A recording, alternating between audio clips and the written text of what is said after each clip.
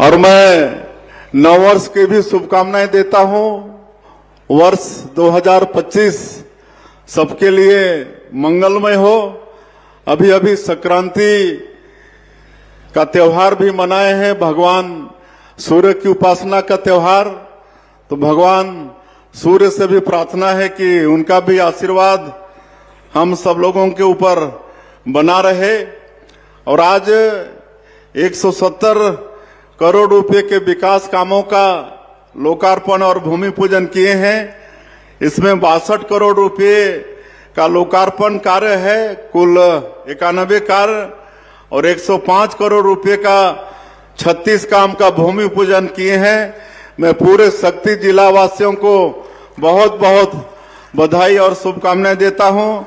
इसे निश्चित रूप से शक्ति जिला में विकास को एक नई गति मिलेगी।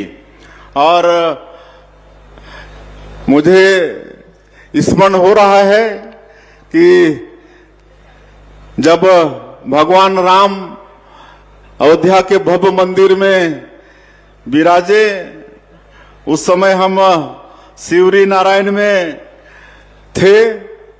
और उस दिन जो लोग आए हुए थे उनकी आंखों में जो प्रसन्नता थी, क्योंकि हमारे छत्तीसगढ़ के भाचा राम 5 वर्षों के संघर्ष के बाद भव्य मंदिर में विराजमान हो रहे थे।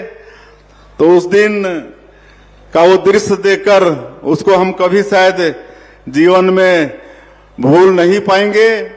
और अभी ये महाकुंभ का अवसर चल रहा है, प्रयागराज में महाकुंभ का आयोजन है।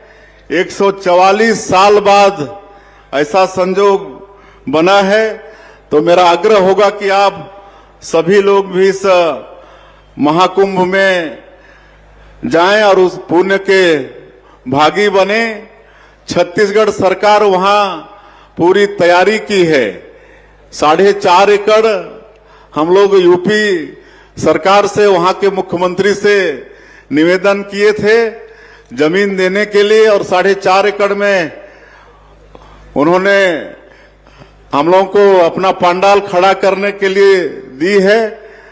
तो 4.5 एकड़ में हमारा छत्तीसगढ़ सरकार की तरफ से वहां पंडाल बनाया गया है। तो आप सब लोगों को हम निमंत्रण भी दे रहे हैं, जो भी छत्तीसगढ़ के जाएंगे महाकुंभ के लिए, तो वहां ठहरने के लिए नाश्ता भोजन सबकी निःशुल्क व्यवस्था सरकार की तरफ से है। तो आप सभी लोगों का निमंत्रण भी है। और उस पंडाल में पूरे छत्तीसगढ़ की संस्कृति को वहां पर झांकी के माध्यम से वहां पर दर्शाए हैं। और पूरे देश और विदेश के लोग भी वहां पर आ रहे हैं और उससे बहुत प्रभावित हो रहे हैं। हम लोग सरकार में आए हुए हम लोग को 1 साल हुआ है, और 1 साल में जो मोदी की गारंटी में हम लोग का वादा था छत्तीसगढ़ की जनता से, और 1 साल में ही जो काम किए हैं हमारे डिप्टी सीएम साहब उसको बहुत अच्छे से बताए हैं कि किस तरह से सभी काम साए साए हो रहा है।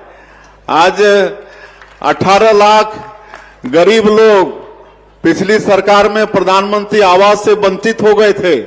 और आदरणीय मोदी जी का भी वादा था चुनाव प्रचार के दौरान कि भारतीय जनता पार्टी की सरकार बनेगी तो मुख्यमंत्री का पहला काम होगा ऐसे वंचित लोगों का आवास स्वीकृति करने का।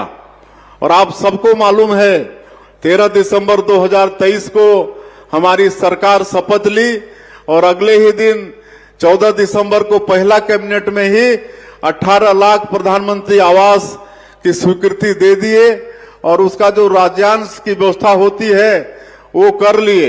और ये बताते हुए गौरव हो रहा है कि भारत सरकार से भी 8,47,000 की स्वीकृति बहुत पहले मिल गई, जिसमें आज कई लोगों का मकान पूरा भी हो गया है। हम लोग गृह प्रवेश भी करा रहे हैं और बराबर स्वीकृति भी हो रही है।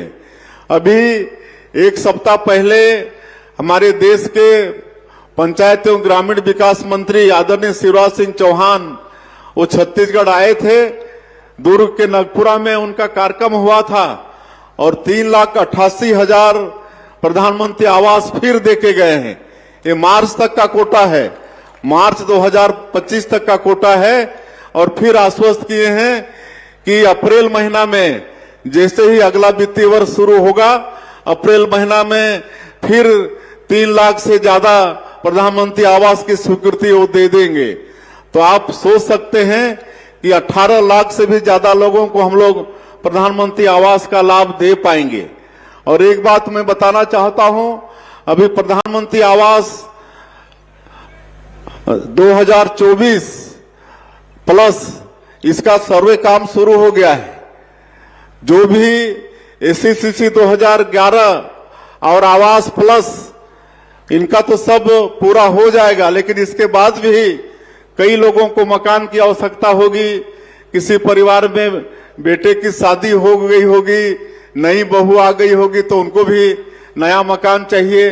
तो ऐसे लोगों के लिए आवास प्लस 2024 का सर्वे फिर शुरू हो गया है और इसमें कई अच्छा किया गया है। जैसे पहले 2 व्हीलर वालों को प्रधानमंत्री आवास से अलग रखा गया था, तो अब जिनके पास 2 व्हीलर है, 2 पहिया बाइक है, स्कूटी है, वो भी प्रधानमंत्री आवास का लाभ ले पाएंगे। जिनके पास 2.5 एकड़ सिंचित जमीन है